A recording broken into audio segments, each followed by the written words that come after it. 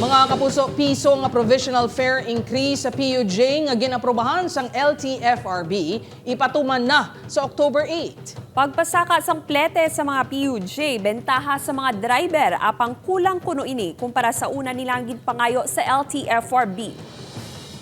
Samtang pila ka pasahero ginakabig naman nga perwisyo ang saka sa pasahe. Yaring balita nga gitutukan live ni John Sala. John? Kate Adrian, puwerte na gani kuno subong kamahal ang presyo sa mga nagapangunang balaklon kag sang gatong. Nagdugang pa ang pagpasaka sang plete sa mga public utility jeepney. Gani subong suno sa mga pasahero, halit ini bangod dugang naman kuno ini nga palasanon sa ila pang adlaw-adlaw. 100 pesos ang balon kuno sang una sang iloy nga si Emmy sang yara pa lang ini sa kolehiyo para kuno ini sa plete. Pagkahaon mga balaydan sa eskwelahan kag may savings pa kuno ini nga ginapauli.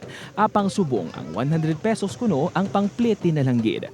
Gani isa ini sa mga nagadisgusto sa pagpasaka sang plete sa mga public utility jeepney. Pero wisyo gina sa mga especially sa mga commuters Ginaprubahan nga provisional fare increase ang Land Transportation Franchising and the Regulatory Board sa mga traditional jeepneys. Ang 12 pesos subong ang minimum nga pamasahe ang nahimo na nga 13 pesos. Samtang sa mga modernized jeepneys naman halin sa 14 pesos nga plete, magasaka man ini sa 15 pesos. Ang first year college student nga si Rick, todo tipid na gani kuno sa pagkamatuod lang ang balon sini. Piso lang ang ginsaka sa plete. Apang para sa iya nga naga-double ride pa adlaw-adlaw, dako na ini kuno nga buhin sa iya balon. Gimaras pamindan nga puli. Masakay pa kami liwat sa fiber pa puli. Do ka noblo sa balon namon. Yawan kami tipid. Samtang maswerte na kuno subong kung makapauli sang 500 pesos ang driver nga si Raymar. Tuman pa kuno ini kakulang para sa kinahanglanon sa iya pamilya. Gani para sa iya kag sa mga kasubong sini nga driver, bentahan na kuno ang pagpasaka sa plitihay. Tid ako katama sa amon nga driver nga kumapasaka ang piso Siyempre, mahalada ang krudo subong mo. Ang mga pasayro nga minimum lang soldo, luoy mata sa ila Ang piso nga dugang sa plete ang para lang sa first 4 kilometers ang biyahe kag wala na sang dugang sa masunod pang kilometro.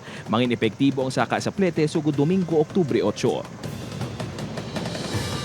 Suno sa mga public utility jeepney drivers, pisar nga dako nagani kuno nga bulig ang piso nga saka sa pletihay. Luyag nila nga madugangan pagid ini kag mapasaka pagid ang plete kag hatagan pagid sila sang madamo pagid nga mga financial assistance sa Land Transportation Franchising and Regulatory Board bangod sa tuman kamahal nga presyo sang gatong. Jert? Madamong gid nga salamat sa update, John Sala.